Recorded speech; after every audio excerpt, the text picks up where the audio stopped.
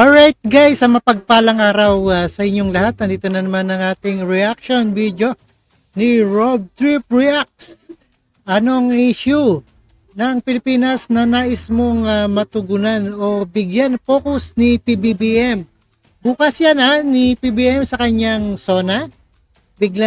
Bilang na mamaya na Pilipino, ano ang issue sa Pilipinas ang nais mong matugunan? Ito ay isang eksperimento sa interview ng ating kababayan bilang focus sa Pangulong Ferdinand Marcos sa kanyang ikatlong SONA.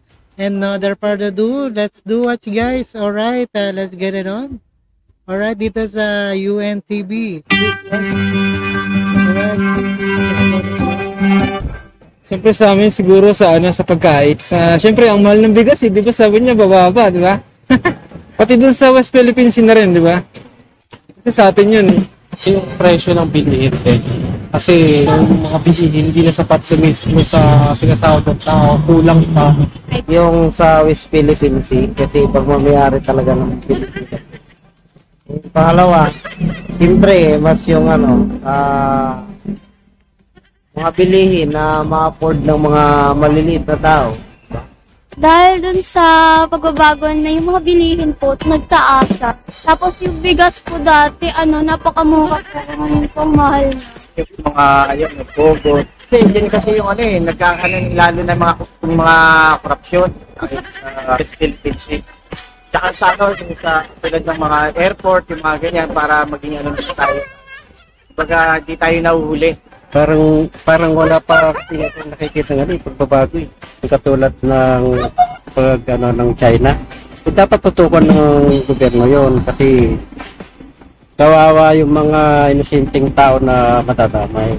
Kasi napakahirap kasi yun, malaking gulo yun pag sakaling mangyari yun.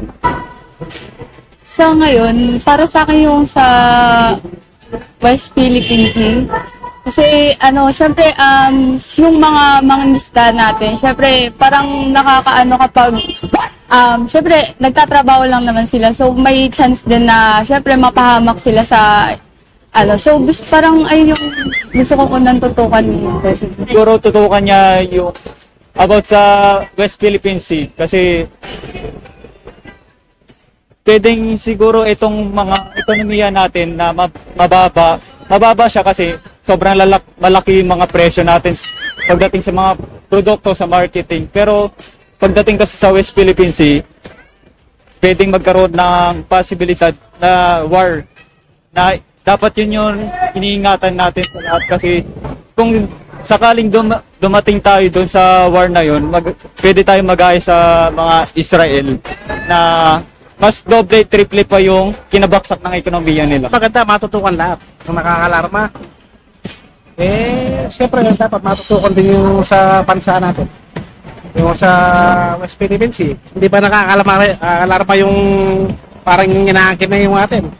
Kasi OFW, so especially seaman ako, nasa West Philippines yung conflict natin sa China kasi delikado yun.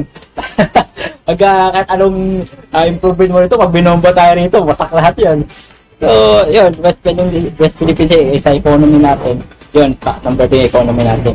Siyempre, pag minsan dumadaan kami sa China Sea, andyan yung mga Chinese naglalatyo sa barko namin. Ganyan, tinatanong kami. So, yun, nasa territory kami ng Pilipinas, pero tinatanong pa rin kami ng China. Alright, yan po ang ating boses ng Pilipino sa bagong Pilipinas. At another part ado, thank you so much sa panonood at pagkikinig dito kay Rob Trip. And see us again sa ating the next one. And subaybayan po natin bukas ang SONA ni PBBM. Ano ang kanyang mga nagawang project at ongoing na project at mga issue sa West Philippine Sea at iba pa sa ating komunidad at mamamayan. And maraming salamat sa inyong panonood at pakikinig dito kay Rob Trip. And peace.